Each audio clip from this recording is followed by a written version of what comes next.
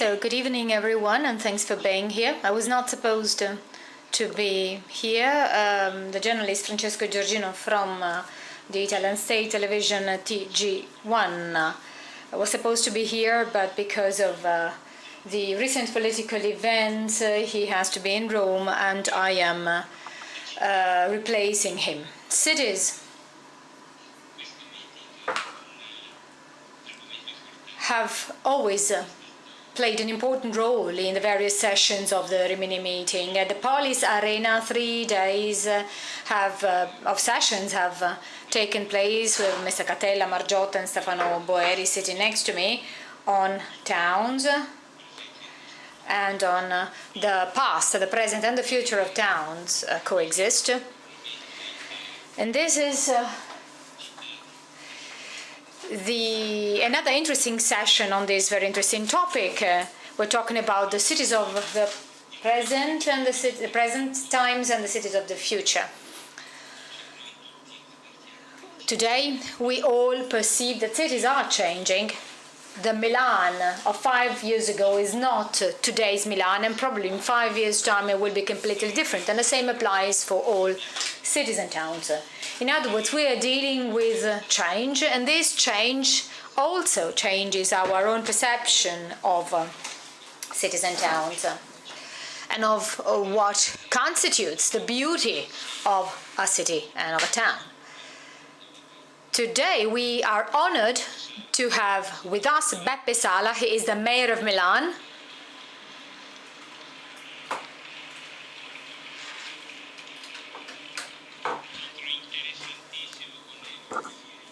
We have Erion Veliaj, who is the mayor of Tirana. Tirana is a very interesting urban lab. And then we have Stefano Boeri. He is a very renowned town planner, architect, and scholar of our times, of contemporary towns and cities. Okay, I would start immediately, and I would like to ask Beppe Sala the following. Judging from your experience in Milan, you first worked as a city manager and then covered many other roles, so you have a very complex and long-lasting experience. You also worked in the private sector before. So you know a lot about the complexity, the internal complexity of a town. So I would like to know from you, what made the city of Milan work so well? What makes a city work in general? What are the factors that in turn do not make a city work? First of all, good evening and thanks to everybody. Thanks for being here. I would like to start from facts. In the world, and not only in Italy, people want to live in cities. Like it or not, this is the trend. People go and live in cities. If we are to simplify this trend, they do this because if you are doing well, you are in a very stimulating environment, you have constantly, every day, new events, cultural events. Otherwise, if you are not doing so well, in general, we have to say that a city is stronger, has a better welfare system, so you are better supported, you have better help. For example, if you are a disabled person, or if you don't have enough money to make ends meet. So this is a current trend. This is today's trend.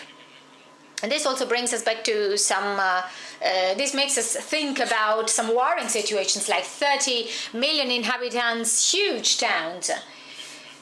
And we will see how Milan will evolve in this respect. When I normally talk about a city, I normally like to say that if we are to make a successful city, you have to work along 3 lines.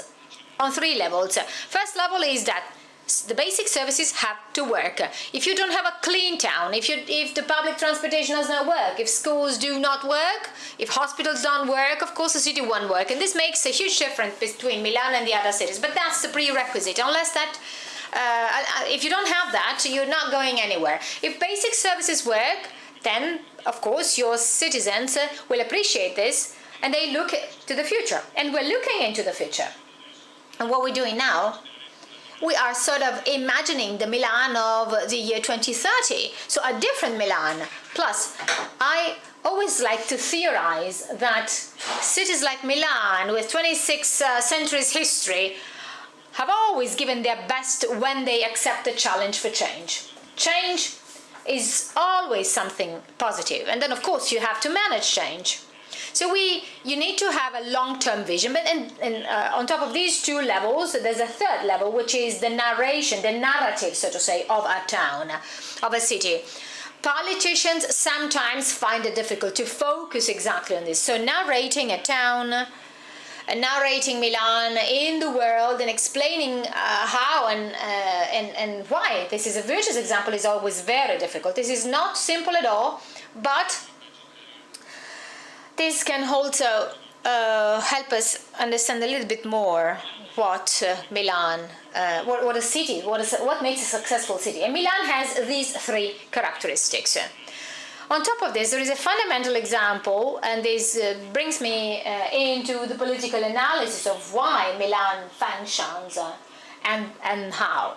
But of course, there must be a very strong political model on that, and I'm trying to work on this.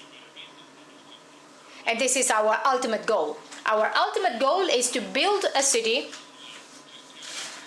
which brings forward solidarity and development at the same time, because ultimately all the problems are there. I don't think that the people from Milan, the inhabitants from Milan today, cannot be happy only of the fact that we have a record-winning city that attracts a lot of tourists. Milan today gathers about 30% of foreign investments in Italy. Last year we had 48% of all property, real estate investments from abroad. And we also make up for 10% of our GDP. But I mean, things are not only these figures. I mean, the people from Milan, the inhabitants of Milan, really urgently need that their solidarity spirit is something tangible. And this also leads you to say that you have lots of problems and to wonder whether everybody profits from these advantages or not. So there's a series of issues to concern. At the same time, you have new challenges. What I'd like to say is that on this topic of development and solidarity, we have we have based Milan's policy. So why is Milan functioning? Politics, of course, plays its role. You may have some positive effects due to the presence of a good mayor or a good administration, but the fact is that if everybody plays its role, then of course things work. And this is the case for Milan. In Milan, universities play their role. Just bear in mind that, I mean, we never boast to be a university town, but we have over 200,000 university students. That's exactly like Boston, that is out of 1.4 million inhabitants. That's like Boston. Then culture and creativity also play their role. The volunteering sector also plays its role. 10% of the Milanese do some kind of volunteering activity. So if you have a reality and you understand, then this reality, the tendency is that I'm going to play my part, I'm going to take care of the others. Then of course, if everybody does that, everything becomes easier. So a good mayor, a good administration only serve as some kind of a director of the actors on the stage. So this is what characterizes Milan, I think. Of course, we're looking into the future. Maybe in the next round of questions, I will probably talk about the future vision of Milan. But what I like to say is that I would like to say that even if I know that lots of things work, in 80% of my time, I spend it focusing on the things that do not work. In other words, I'm focusing about the citizens from Milan who didn't enjoy from the benefits that we've reached so far. Secondly, there is a very important environmental issue that we need to focus on, and we want to play our role. And this also as a tangible example.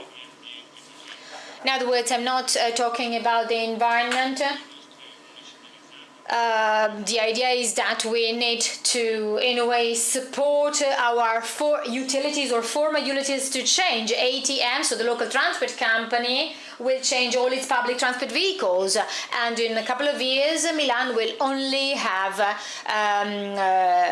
electrically fueled vehicles. On the 12th of September, so first schooling day, I will go into the schools and I will give kindergarten and secondary school children, we will give them a flask, an aluminium flask. And then we will ask schools to eliminate the plastic bottles, vending machines, and we will convince the children that the water of the mayor is good. In other words, you have symbolic actions and at the same time also good actions. But what I would like to say is that, of course, everybody thinks that Milan is a positive example, but it is also a reality in which much still has to be done. Plus, if we are a young town, a young city with lots of university students, there's a corresponding problem. Finding a flat, finding accommodation at an affordable price in Milan is not an easy task for a young person. So in that case, too, we're not only highlighting the problem, we are trying to solve the problem. In Milan, there are 8 abandoned railway hubs. So in the last months, we basically approved a decision that is targeted to the former owners of the railways, but the idea is that actually they should leave 55% of that area as greenery, and if they build buildings, 30% has to be at lowered prices, some kind of social housing for at lowered prices, because we know that that is a very, very difficult problem. So in other words, we are deeply aware of the problems, but at the same time, there are ways to solve them. And this is the kind of attitude that I would like the whole of our country to have. Thank you.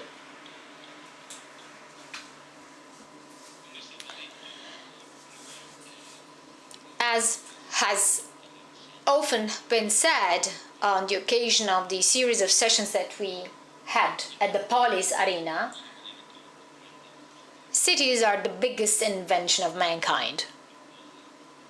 I mean, cities are the most extraordinary thing that man created. However, cities are never ended. Cities are something that we always build. I was very struck by what the mayor said.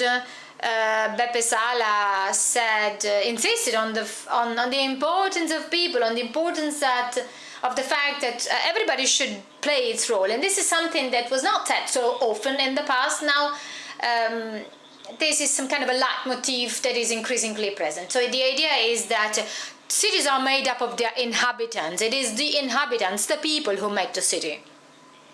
This might sound trivial, but in fact, this is what we're reaching to. We're heading towards this. And this on several levels. And I would like to ask Erion, Veliaj, the mayor of Tirana, to comment on this.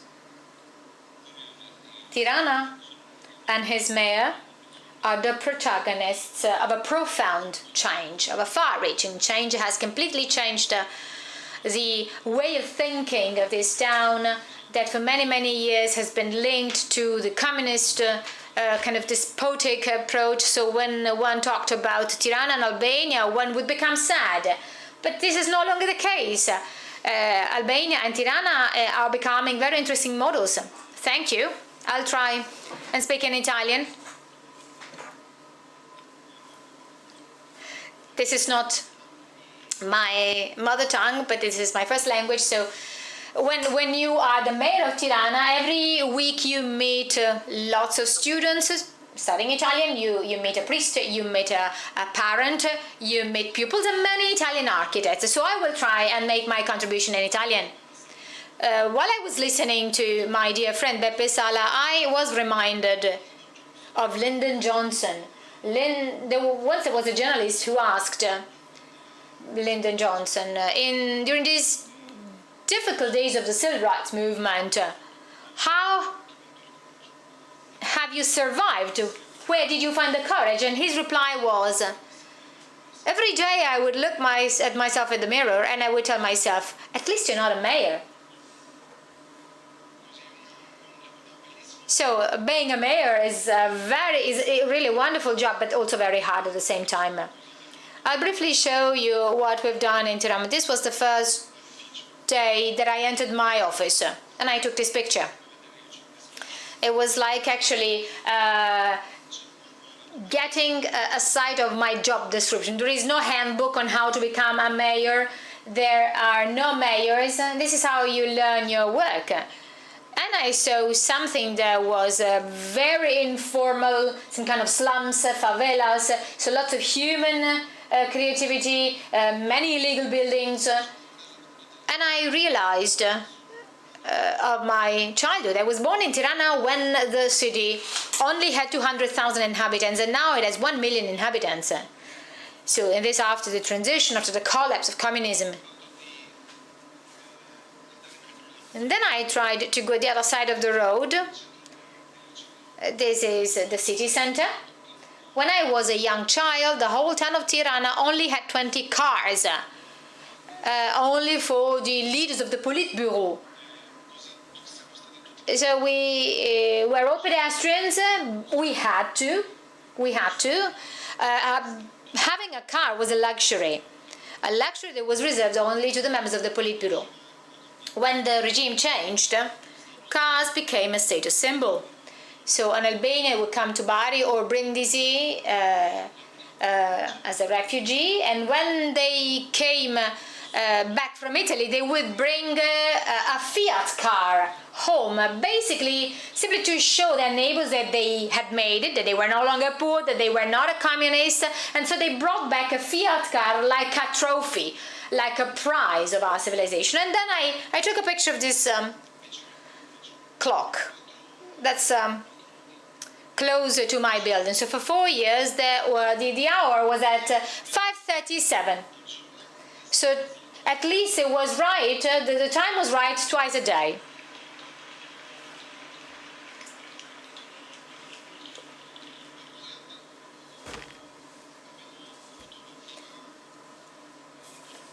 And then we had our first session with the board, with the municipal board, and we decided that we had to start from the little things, because little things, like Sala said, are symbolic. They have this symbolic potential. So the first thing we did in Tirana was, first of all, to fix the clock, because if you don't fix the clock, you cannot, as a city, give the message that you want to move into the future, that you want to move.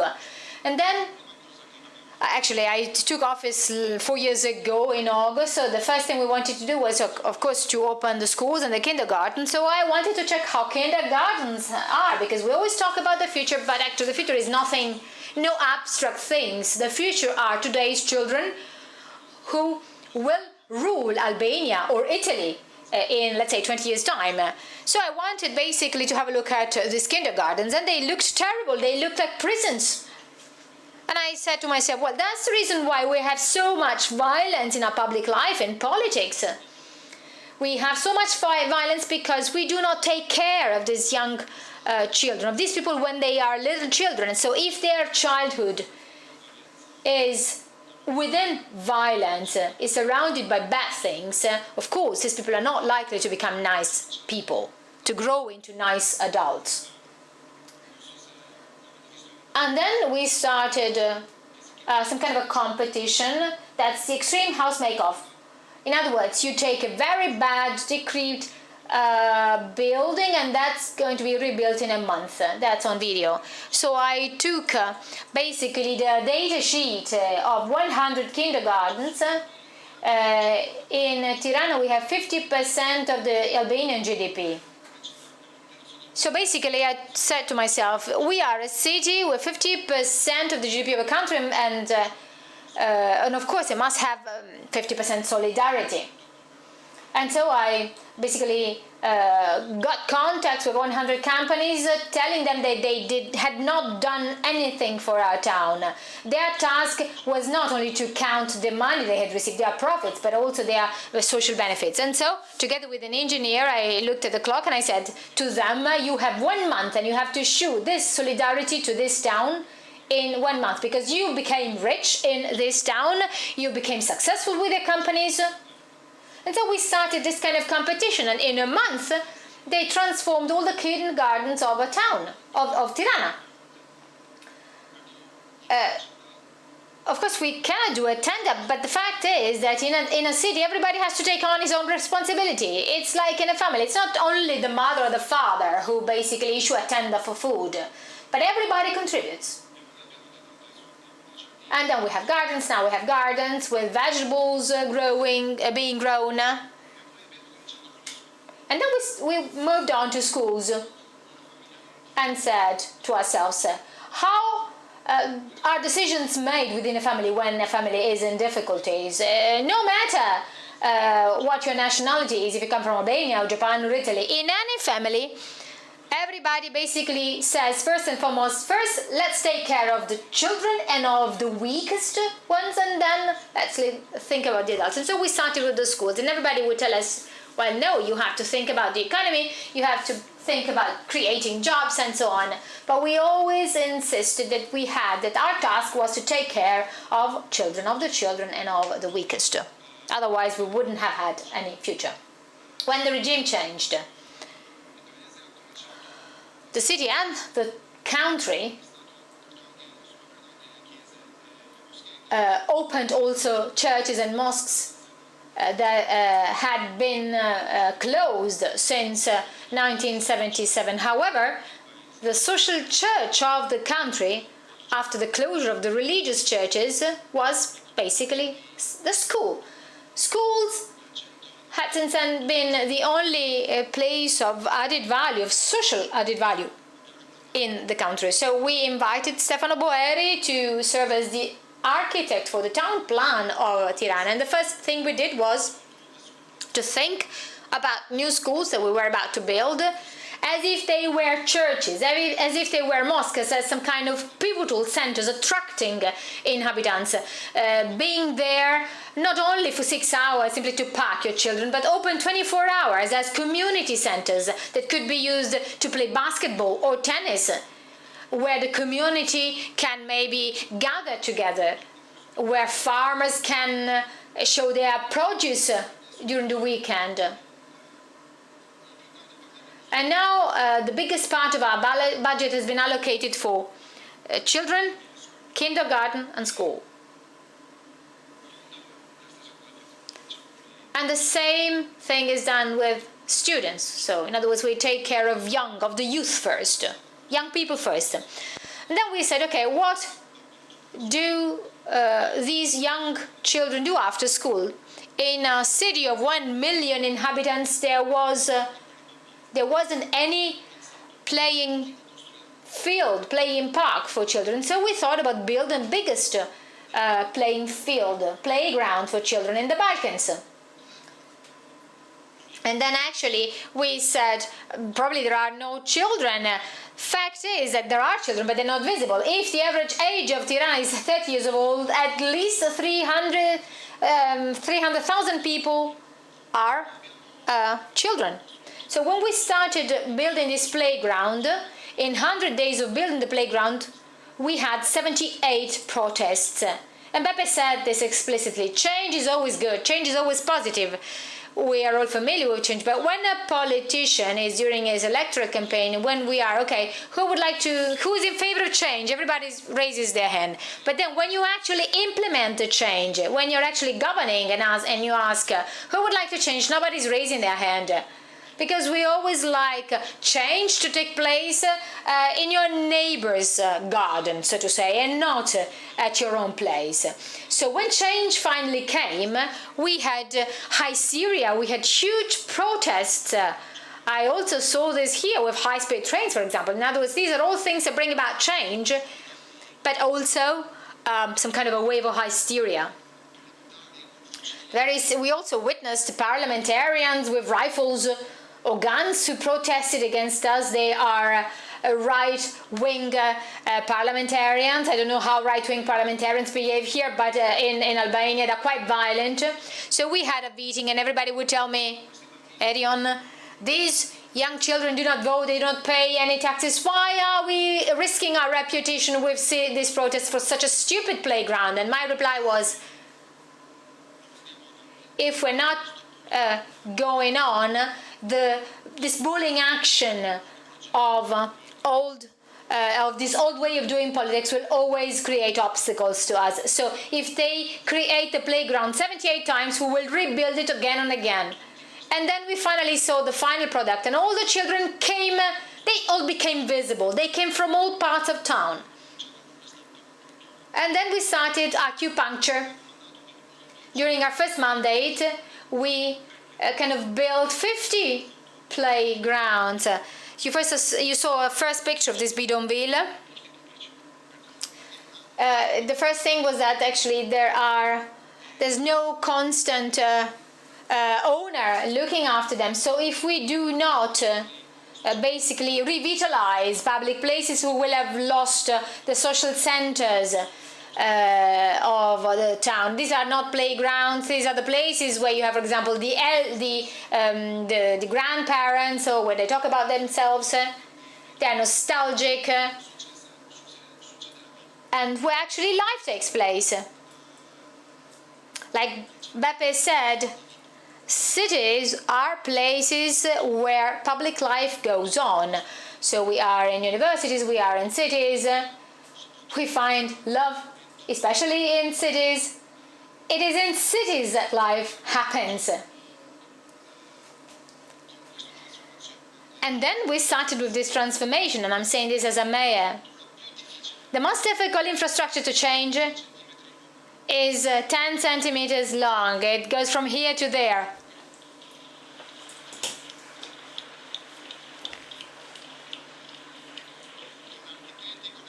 Actually, with architects and engineers, we know well how to, so to say, pave a road, how to make a fountain or a square. But how can we change these 10 centimeters of your brain? There's no prefixed solution.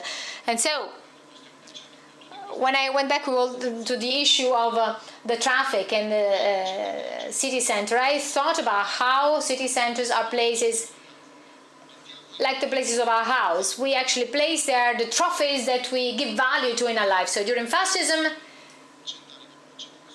actually we are only 100 years old as a town.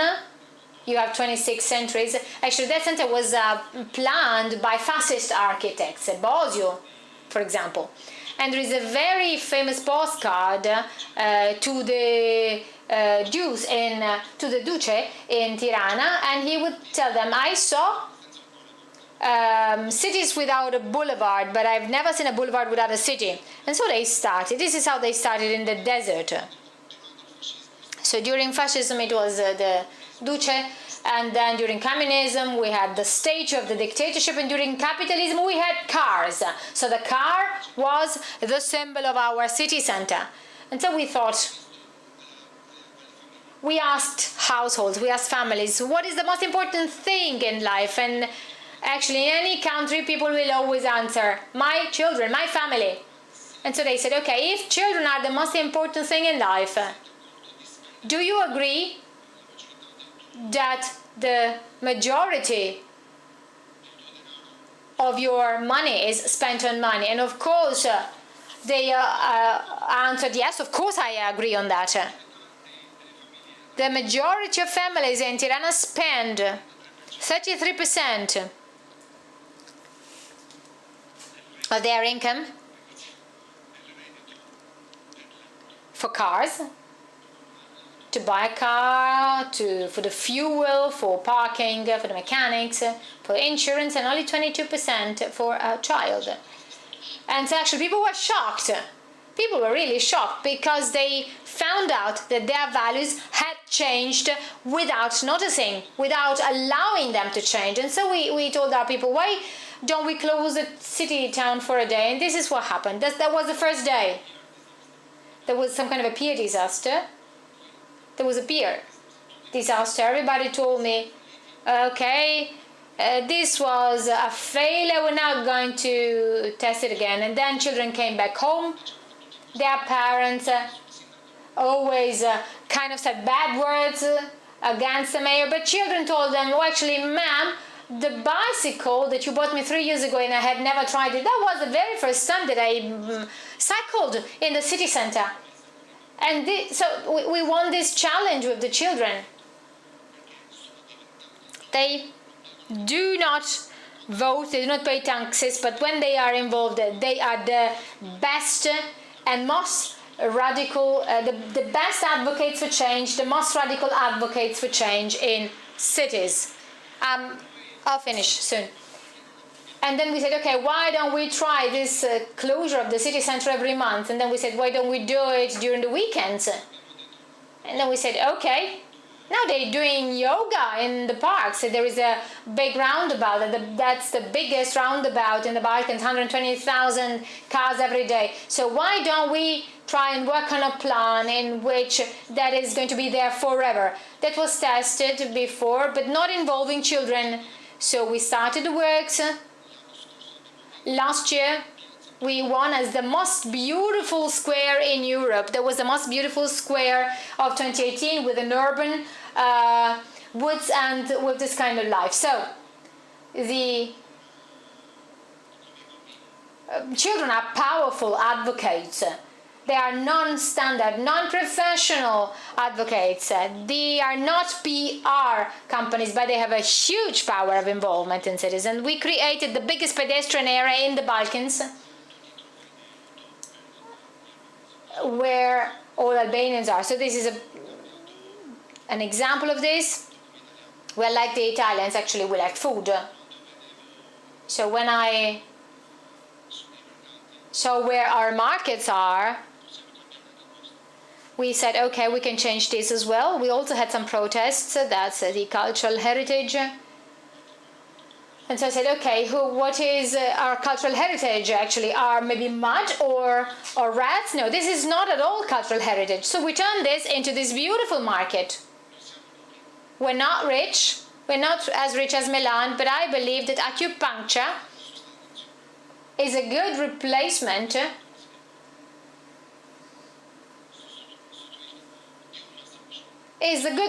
of a massage. Everybody wants to have a massage, but if you cannot afford to have a massage, you can have some acupuncture. In other words, some points in which you can touch the nerve of a city. That they can make a difference. And then I have one last example. I see that there's Paolo sitting in front of us. He works with Grimshaw. So we wondered how we could plan the future of the town.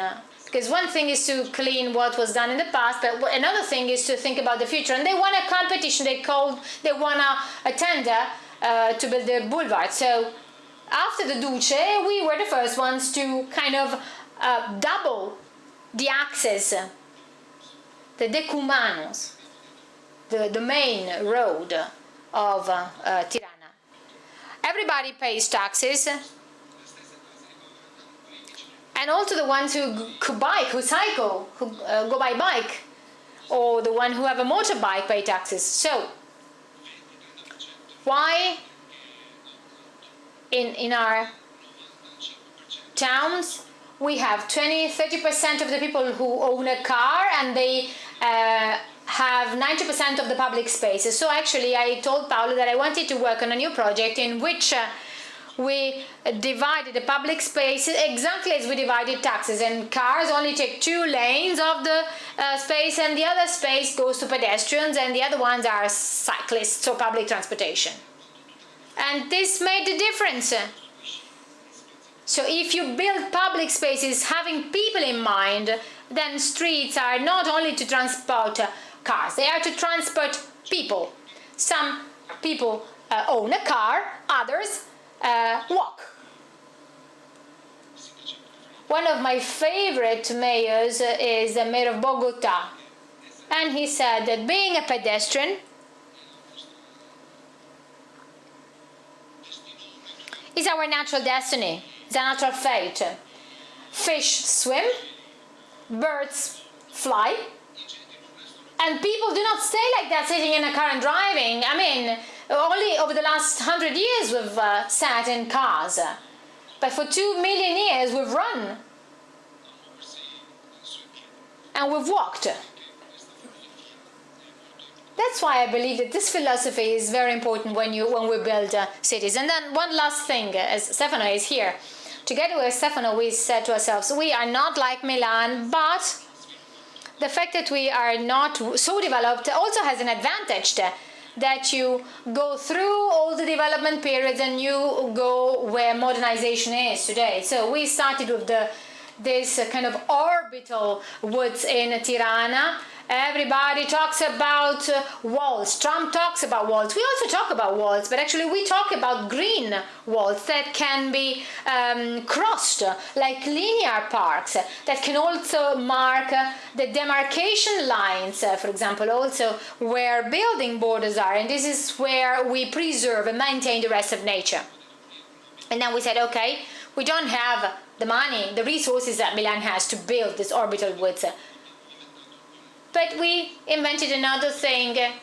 All these young people, all these people who helped us with the scare, on their birthday, they plant a tree. There is a GPS location, so they know exactly where they can plant their tree. We help them with the equipment. They go there with their parents. They go and look for a tree. They take it. They plant it. And they are rooted, not only metaphorically rooted in the city, they are actually really rooted in the city. If you are rooted in a city, you will never throw your garbage on the roads. You do not scream because you have a deep and direct connection with the city.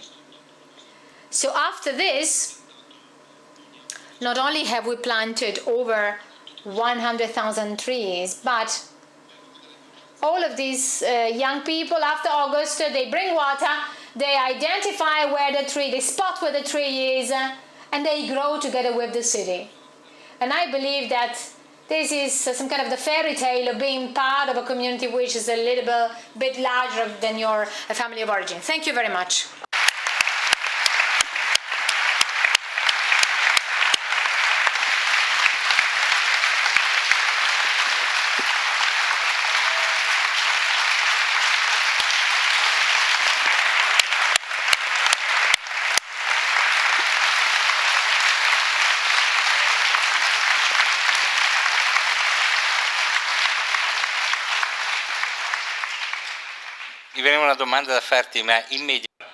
On an average, a family in Tirana, how many children does it have?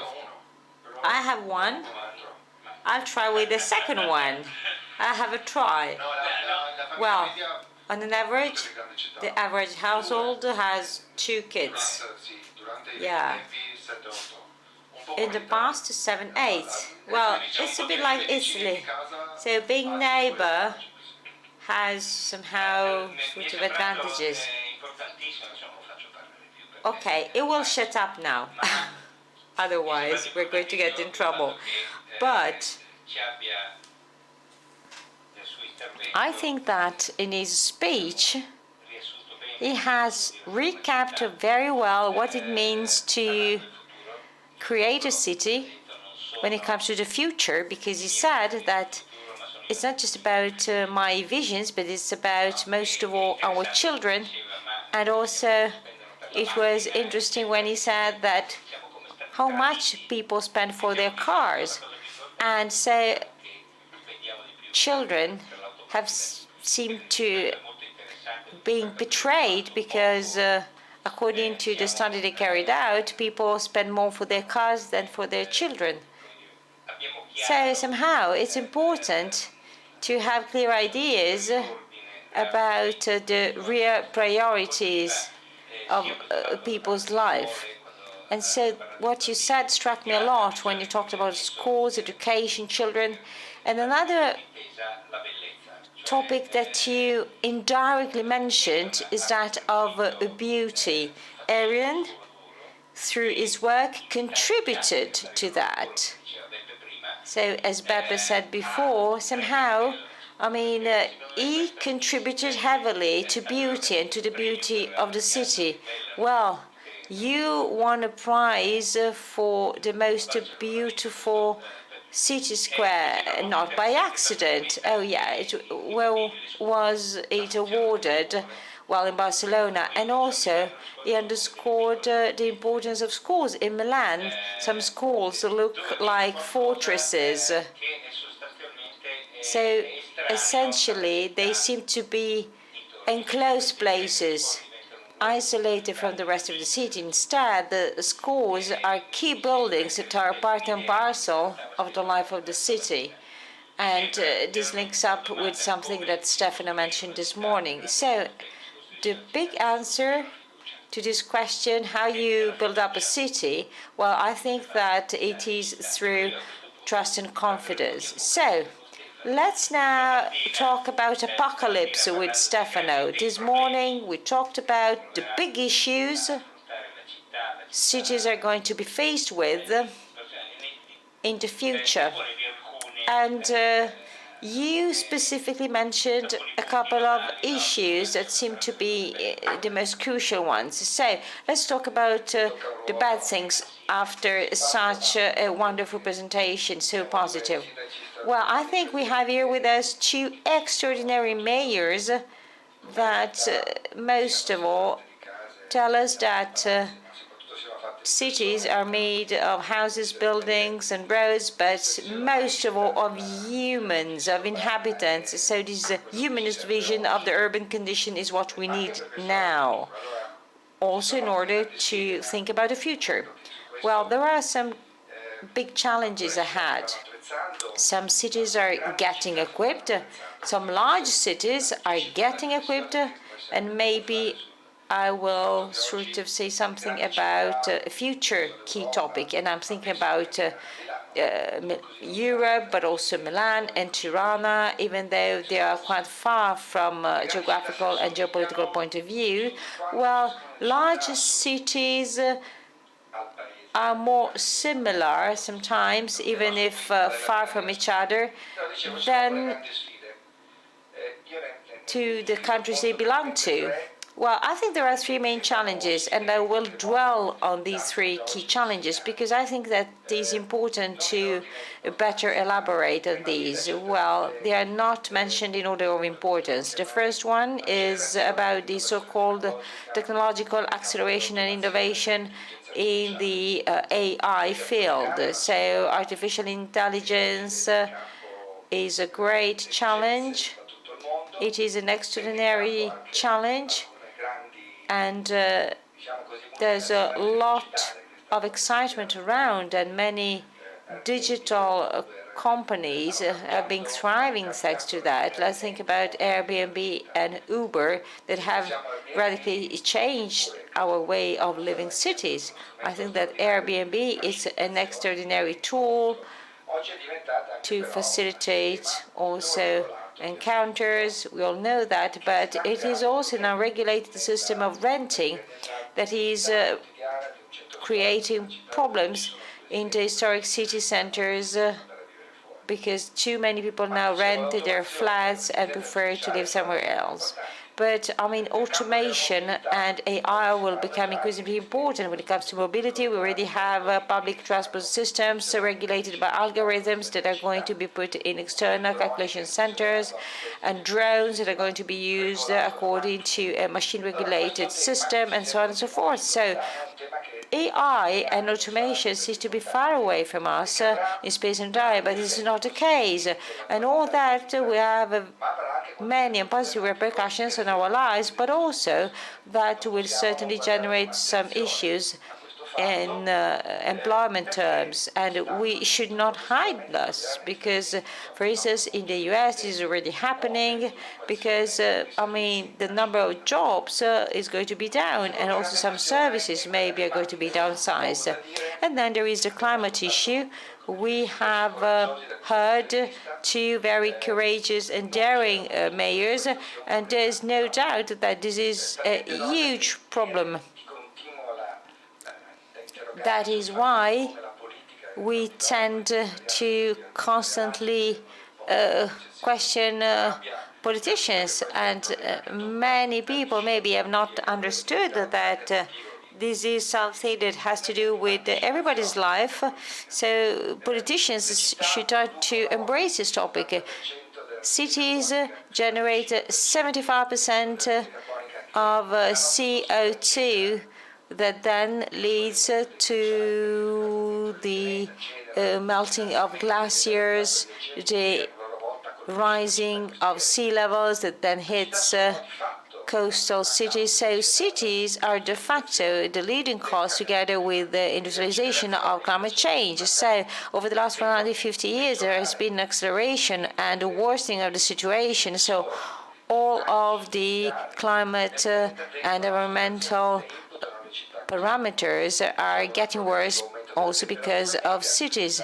The average temperature is increasing. This summer, we have reached in some cities incredible and unthinkable temperatures, so with never seen before records. And at the same time, the quality of air is going down with terrible effects. And all of these effects are starting to become something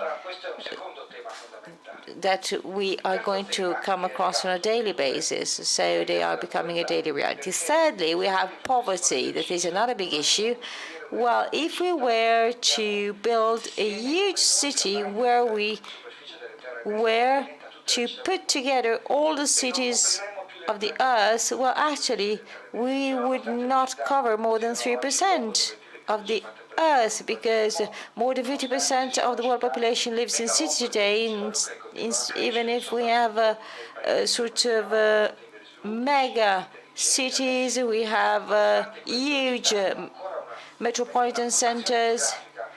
Well, in spite of that, they still occupy a rather limited geographical and physical space, but that space is the leading cause of climate change. And in those huge cities, well, 30% of people live in absolute poverty conditions, so in slums, favelas, so essentially in very hard condition and hardships. So this is tragic. And so these three main topics tell us a lot about the most important challenges for the future.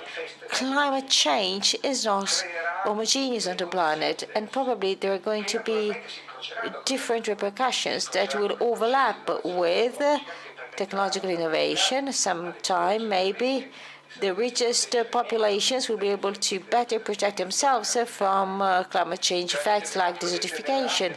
And climate change will certainly bring about huge migration flows, 250 million refugees generated by climate change. This is the sort of figure that has been foreseen by 2050. So this is ridiculous to talk about immigration quotas. Well, it's like children that build up a sandcastle just on the beach, and then, the tides just sweep them away.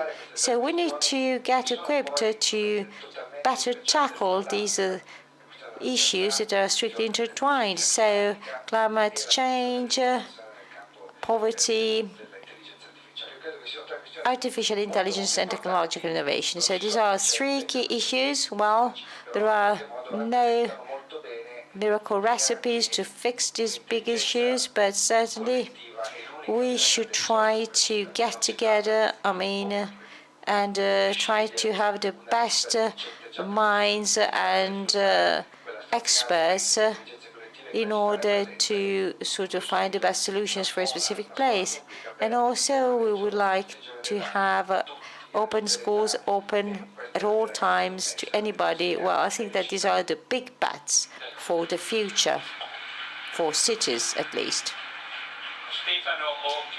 So I'm going to ask a question either to Stefano or to the mayor of Tirana, because then I have one specific for Beppe.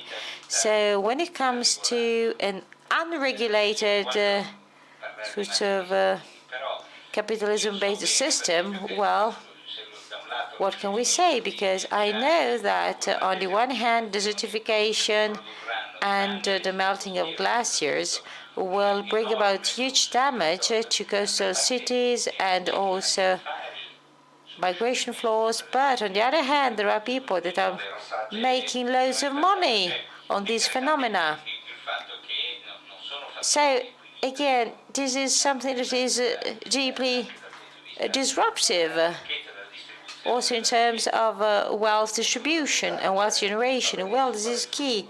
You said, well, what is going to happen in the future? Well, we should talk about futures, so with the plural, because, well, we're going to have a very patchy situation, because these three big issues will have a different impact on different parts of the world, so their weight will be different. Well, let's go back to Italy. Probably many people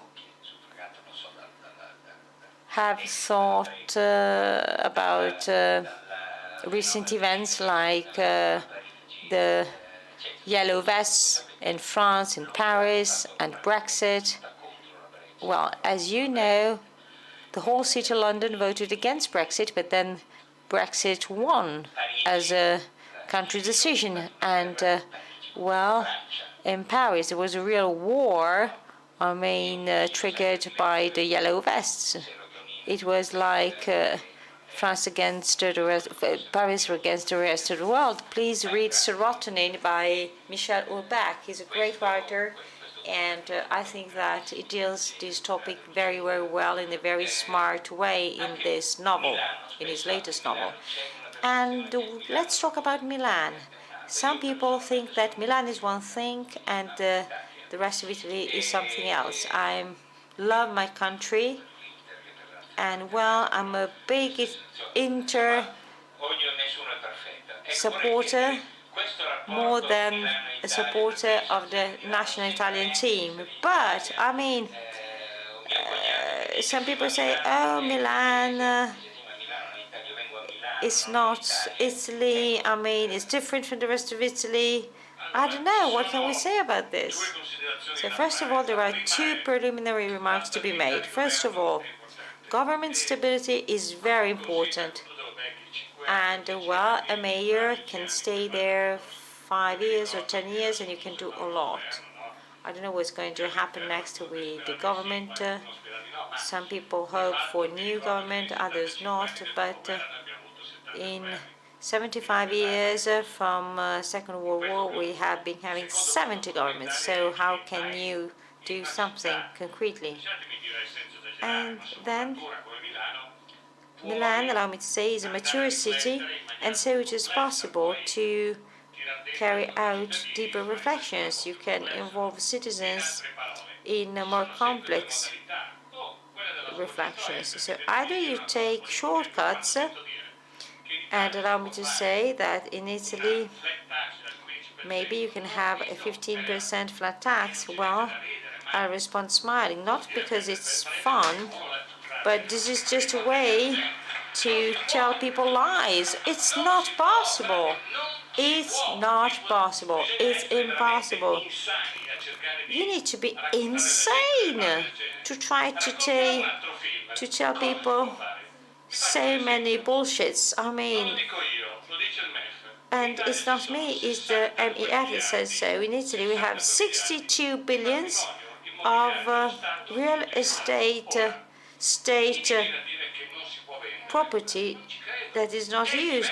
Who says that it can't be sold? Well, it's not that it can't be sold, it's because politicians do not want to do that. Because then you're going to have protests by the police or by the superintendency of cultural assets. But, well, now it's no more about simplifications or lies. We need to tackle complexity and try to find long-term solutions. And in that respect, we have totally lost. This is the difference. Well, in spite of all possible difficulties, well, you need to support your community. Because, it is mature enough to understand, and maybe you can say things that in the beginning may sound as not popular. Do you think that to me is easy organizing marches against racism and involve 200,000 people? Because I hear people saying, I voted for you, but you're opening up to immigrants is bothering me a bit. It's not easy then to do so. But well, my answer is, okay, I'm persuaded of one thing, that is the following: Milan can thrive only if it's going to be an open city. And sometimes immigration is supposed to pay, but then you get foreign investments, a lot of tourists, twice as much of students. And so, would you like an open city or a closed city, but not 50-50? I mean, it's not because today you're a rich Korean student, we open the door, but if you arrive from a war in Africa, we will shut the door. So again, the key issue is the following. Now, in our country, and going beyond political judgment, Salvini, yes, Salvini, no, but we simply have to realize that complexity requires long-term projects and objectives.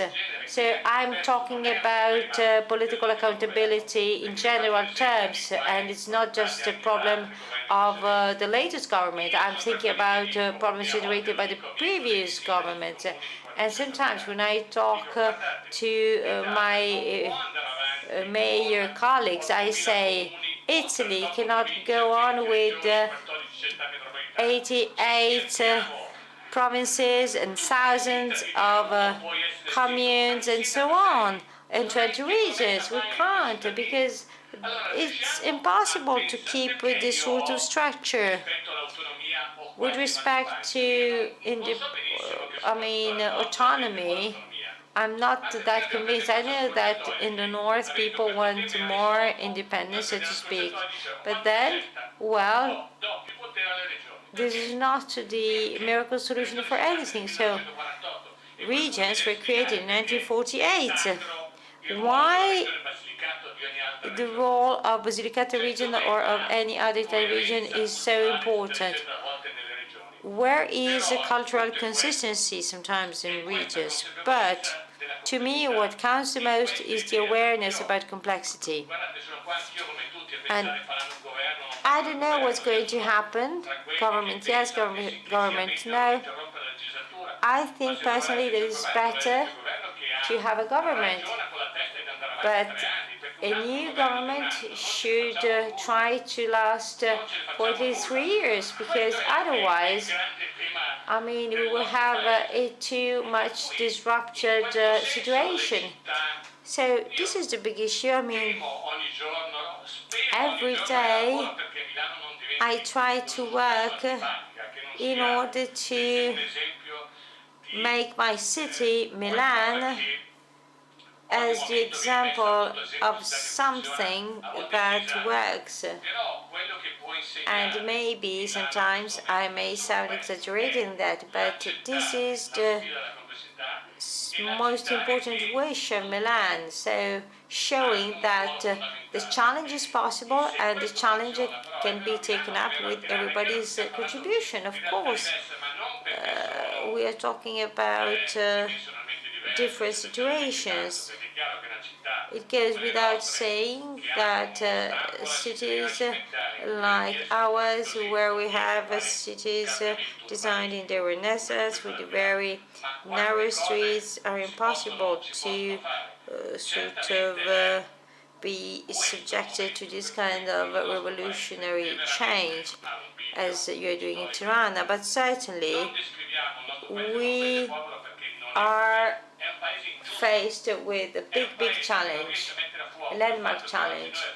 But as a country, we need to realize that social fairness, environmental fairness, and employment are key and crucial priority issues. Let's think about taxes, another major topic. Well, some people may say, let's make 15% as a flat rate for taxes.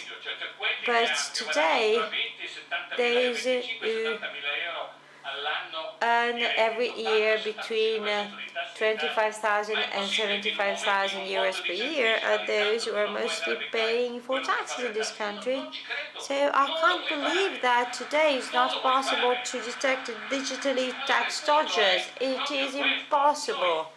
So I can't believe that. So cannot keep talking about environment and social equity.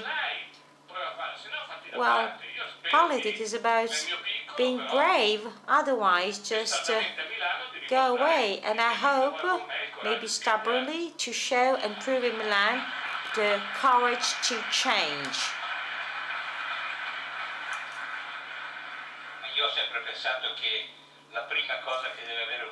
Well, personally, I think that first and foremost, a mayor has to love their city, because watching a mayor that loves the city is working for generates an incredible amount of trust in citizens. But now I would like to ask another question. Well, a lot began with the Porta Nuova experience in Milan. Milan is a single center city. Well, the suburbs of Milan start at the end of the main Duomo Square, so where the cathedral is located. So with Porta Nuova, something new has started, a new way to experience the city. Milan has always been a sort of inside center city, so you get into a car and then into a building and then into a restaurant and then into an office. But over the last 10 years, Milan has acquired an outdoor dimension. You have a walk in Milan, you visit Galeolenti Square, and well, not by accident, the number of tourists has increased. So now people enjoy Milan. But again, back to Porta Nuova. Many investors showed their interest in the Porta Nuova initiative. So, Erion said we are not as rich as Milan a couple of times, but let's take the Milan suburbs. I know that Beppe is very much focused on working on suburbs. But again, I wanted to ask him something very specific. Maybe there are areas for which it's more difficult to find investors. Well, the suburbs seem to be the future, not only because of their social situation, but also because they work as a sort of connecting link in terms of infrastructure that can help us better resist to the collapse of urban sprawl and excessive urbanization. So, what can you do with suburbs? Well, first of all, I must say that a city develops thanks to the mixture of three key functions. On the one hand, town development, mobility systems, and green areas. So you need to find the perfect balance between these three elements. However, we need to consider town planning wisely. The Sole 24 Ore newspaper recently carried out a study showing that already allocated real estate investments in Milan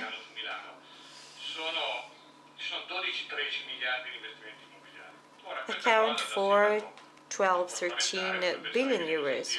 So it may sound scary, but you have to manage that amount of money as mayor. Well, we have said that Milan considers environmental issues very important, but considering that the Milan city center is a certain size, that is not huge, where are those investments going to go? Well, probably outside of the city center, because then if you create adequate infrastructure like the underground, and again, when you build underground lines and networks, well, and we are personally thinking about the underground in Monza, and the last government did a lot about that, because when you allow people to take public transport, I can't believe that then anybody want to use their cars, and you will be able to get from San Babila to Linate in 13 minutes by 2022. So the important thing is to find fair and balanced solutions. Well, foreign investments are there. Students always need houses and flats. Okay, we built the vertical forest, but then we'll do more things. I mean, I'm quite optimistic, I must say, because if there is a demand, offer will come and will follow. Then the problem will be to find suitable services, to have then schools, public transport networks, and so on and so forth. But this is the crucial thing. I'm not against traffic. I'm in favor of smart traffic management. And going back to what has been said, we have also tackled criticism. So after the so-called C area, that is a central area for which you have to pay a ticket to enter. So C stands for center. Now we have the B area. B doesn't stand for anything, but it's just elected is close to C. So that includes the rest of the city where cameras are going to be installed, and highly polluting vehicles won't be allowed inside, because, and this is very dangerous and tricky, because you know how much people love their cars. So we ban diesel engines, and so Euro models up to Euro 4, with maybe some exceptions, a couple for a certain sort of lump sum number of entries per year. But again, it's not about being totally in favor or against. We need also to offer alternatives. So these days I'm really tackling this topic of e-rollers. And this is not banal. I was in Washington 2 months ago to talk about e-vehicles, and where e-vehicles are so many. There are also the right infrastructure, the right size of payments and parks and so on. So you can use that, not in Milan.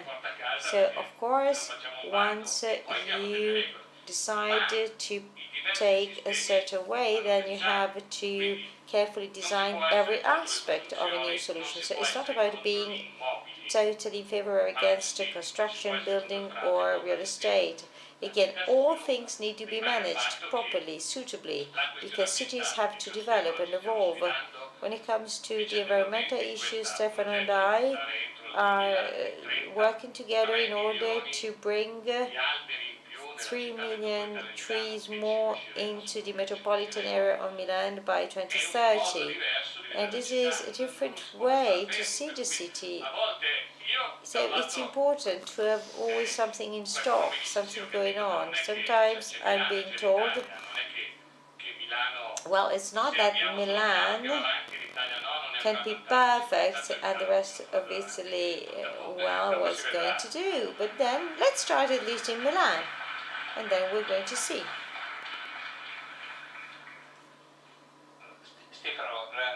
Stefano, I still have a couple of questions, one for Stefano and then one for the mayor of Tirana. And I'm asking questions about things I really care for a lot, because these are the things that somehow are related to what we're doing all together here. So you hate the Archistar definition, and you always come up with the other terms like Archistry, but still, the most interesting fact is that quite evidently the fact that you hate the word Archistar shows that, well, the task of town designers, town planners, building designers, part of cities designers are people who design things that involve many, many inhabitants. And so I have the impression that you are changing the perception of this job. So what does it mean to be an architect today? What was the meaning of being an architect 10 years ago? So certainly there's a change going on. Yeah, it is true.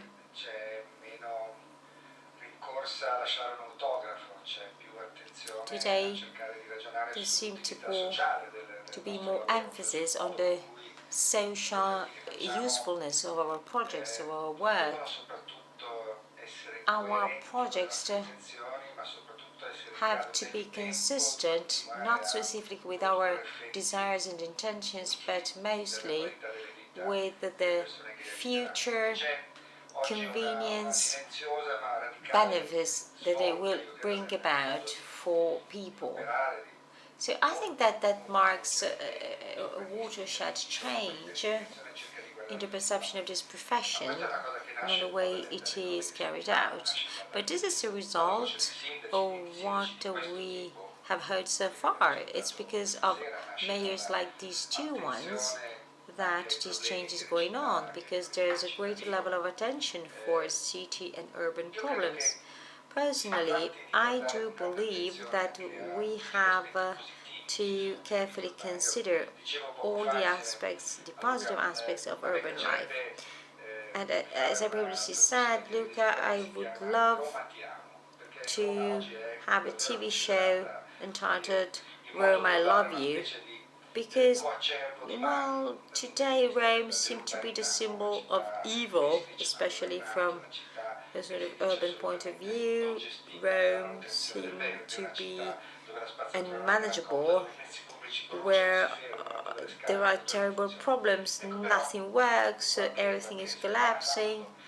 But a few weeks ago, when I was asked to say something positive and beautiful about a European city, I talked about a district in Rome called La Garbatella. It's in the suburbs of Rome. It was built in the 20s by visionary architects.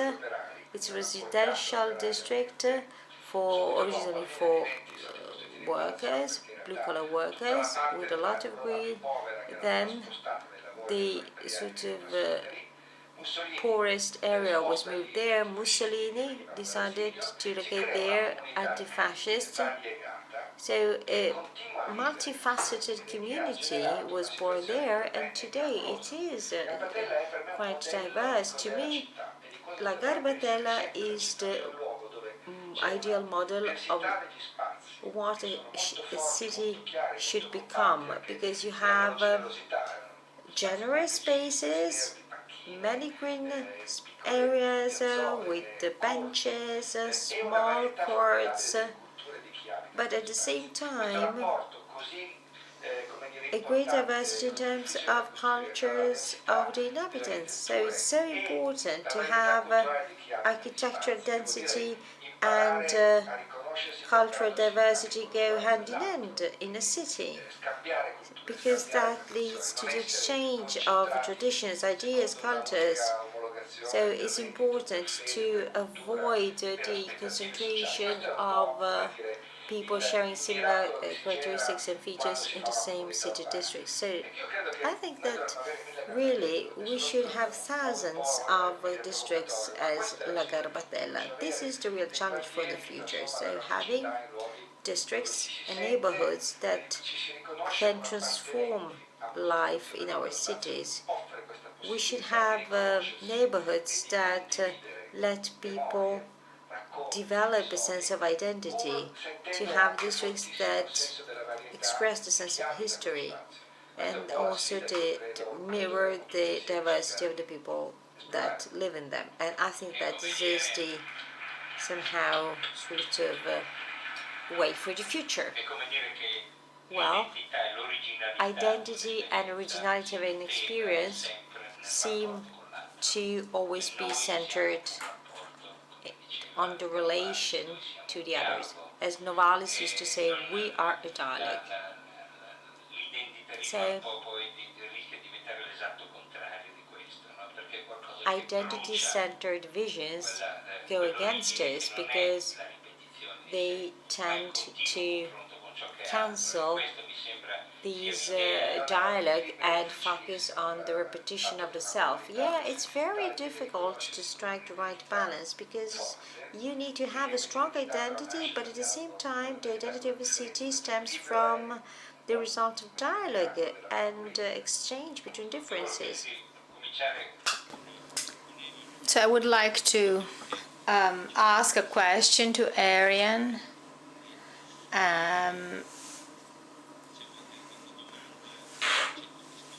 Actually, this is one of the questions that I've often asked to almost anybody these days. In your contribution, you didn't explicitly mention the issue of beauty, which is something that whenever one talks about Tirana is always referred to. And it seems to me that, you have done a lot to care for beauty. What does it mean for you to make your city beautiful, and what makes a city beautiful? I think that the future of the world is in cities.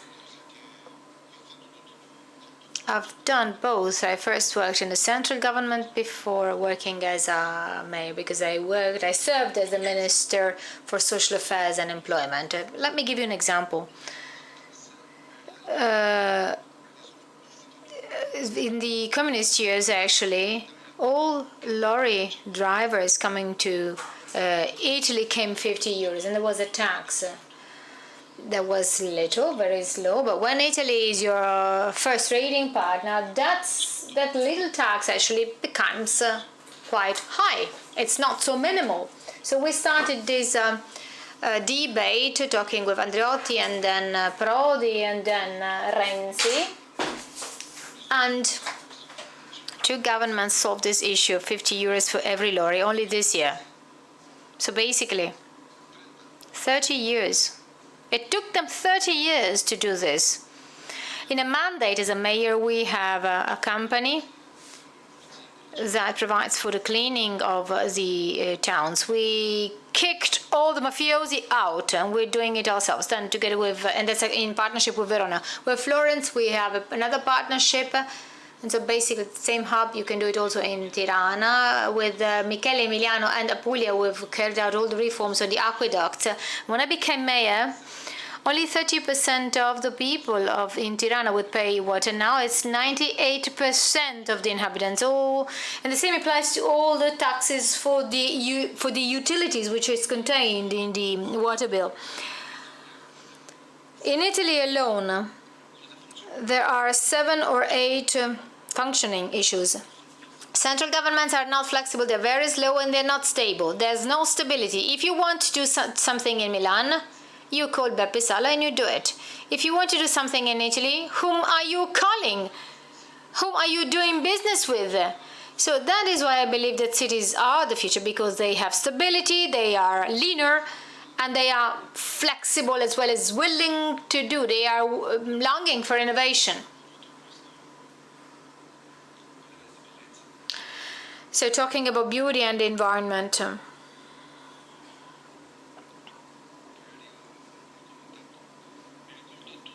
And Boeri commented on this.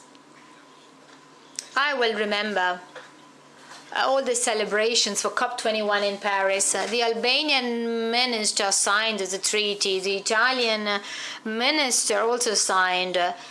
And now, actually, it's not only the ministers, it is the job of the mayors who are called upon to plant millions of trees. So I think that the beauty you can really touch lies in the hands of mayors. But it takes courage. You need courage. We've been brave, we've been courageous, and the Tirana I am governing now, it was, there were 27,000 municipalities. The problem for a small country like Albania is that you have 400 municipalities, and each tribe has its own leader. So when you have to build a bridge, it is that tribe, that village that builds the bridge. So you have to be brave. You have to bring about administrative acts in which mayors can administer territories and populations, making sure that this beauty is amplified. So I wish you all the best, and I would like to welcome you soon in Albania. Thank you very much. So Beppe, before you were reminded me of a sentence by Guido Vergani: Milan is not beautiful, but it is, in Italian we say un tipo, so some kind of a type. But now we say that Milan is beautiful. Foreigners now say that Milan is beautiful. What happened? I was thinking that in 2001, 2002, 2003, I happened to live in Rome, but in those years I continued acting as a Milanese, and so the middle of the week, with my Milanese accent, I would say, "What are we going to do during the weekend?" And then people from Rome would tell me, actually, we're staying in Rome, because Rome is a beautiful city. Milan is very much liked by the Milanese, lies in the fact that the Milanese are not fleeing from Milan. They are in Milan because they go and watch and walk around the Vertical Woods building. They have exhibitions. But this is nothing trivial than the Triennale area. This is nothing trivial. It just depends on the fact that it is the citizens who decide whether a city is beautiful or not beautiful. At the moment, I'm really very much focusing on the weekend, because the Milanese do not have this obsession that they have to flee the town, the city. And to achieve this goal, much has been done. A positive thing of Milan is that Milan has changed lots of administrations. It went to the left, it went to the right, but it never kind of made abrupt decisions. And if you're dealing with a mayor, as a wise mayor, the wise mayor brings home what the good things that the previous administrators have done. This might sound rare, but this is how things should be done. I mean, over the last 4 mayors of Milan, we had Albertini, who was the kind of founder of the Vertical Woods. Then Letizia Moratti actually did also something good. Mayor Pisapia was very open to the communities of the city and involved any of them. And so when I decided to run for the candidature as a mayor of Milan, I wondered what my goal was, what my plan for the city was, and I thought that maybe that the time has come for a big international opening. Milan is an Italian city, but it is a city of the world, and this has very much changed over the years. This idea of being a city of the world, the international reputation of Milan today has grown extensively. So I really hope that the kind of landmark that I will leave on Milan will be exactly this. Exactly like what you did. Cities have to change. They have to change constantly. If cities don't change, what else? Of course, we should not throw away the good things that have been done. We have to capitalize on it, but we have to be courageous. We have to be brave enough to accept the challenges. Far Eastern cities change by growing in size. We have these huge cities, 30 million inhabitants, but we can change our cities by making them more human, by making them more the cities of their own citizens.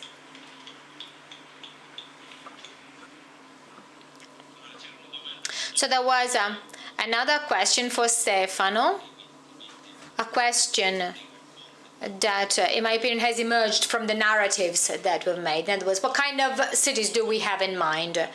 We cannot live the cities of the current times, of the present times, without having in mind the city of the future. Yesterday, there was a young architect who showed me what the Miracle Square in Pisa would have been if the UNESCO would have been there, actually. We wouldn't have the Tower of Pisa and the Battistero if UNESCO at the end of the 15th century wouldn't have St. Peter's Cathedral and the Bernini Columnade. In other words, this is just to say that there's a cultural heritage, and this cultural heritage sometimes poses obstacles to change. So my question to you, Stefano, is the following. can you give us a final comment to this meeting? The city of the future. How can we imagine it well? How can we help big cities, megalopolis not to collapse? We also have a big city in the Mediterranean, which is huge, like Istanbul or Cairo or Casablanca, who very much resemble Eastern cities. What contributions can our European experience give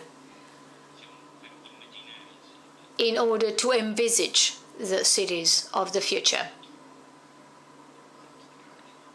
Well, first of all, we've talked about big problems, the big problems that in a way affect all citizens of the world, but I would never talk about the future of a city. We have understood that each city will have its own future. This might sound trivial, but it is very important to point this out. The futures of the cities are very similar to today's times of cities. We should not kind of think of huge leaps, but we should carefully look at what's currently taking place. In other words, what's taking place in Milan or Tirana will certainly and very much determine what will take place in 30 years' time. In Tirana, in Milan, we already identify future scenarios which are already interesting and useful to understand what direction we should take. In other words, cities are extraordinary because they are so different. They have elements in common. You mentioned the Mediterranean, you mentioned Europe. Just think of the fact that our cities have grown by adding. In other words, in any historical period, they've added public spaces, buildings, monuments, without destroying all the things that were there before. In other words, this addition element makes our cities so rich, and this is what we should preserve for the future. Another big issue with which I would like to conclude is the environment. You both, well, the three of you mentioned about the importance of the environment. I mean, the greening of the environment is not only a matter of beauty of our landscapes, it is a paramount issue. Actually, the woods absorb 35% of the CO2 that the cities produce, and they produce 75% of the CO2. The trees are fed with the CO2 and they produce it. Then the trees actually absorb the air, they increase biodiversity, they strongly reduce the average temperature in cities, which is by 2 or 3 degrees higher than on the countryside. So planting a tree is something extraordinary. It generates life, it creates life. And actually, I think that Erion mentioned this very well, and also what the Sala is doing goes in this direction. This is something that costs really little and involves everybody. The future of a city is nothing abstract like the so-called smart cities that so many people mention today. When I think of smart cities, actually this phrase is kind of is not so nice for me, because one always is tempted to think about an innovative technological system. One thinks about drones or artificial intelligence, but actually smart cities are systems of collective intelligence in which citizens build their future together. So the idea of planting a tree is a very simple idea, and as such it is the most efficient and effective way to tell to talk about what the future can become in the future. Thank you. Actually, we've only but started talking about such a very important topic. We would like to stop here. Like I said, we might go on forever. Writers have talked a lot about cities. The idea of a smart city was already mentioned by Gogol when he talks about the Nevsky prospect.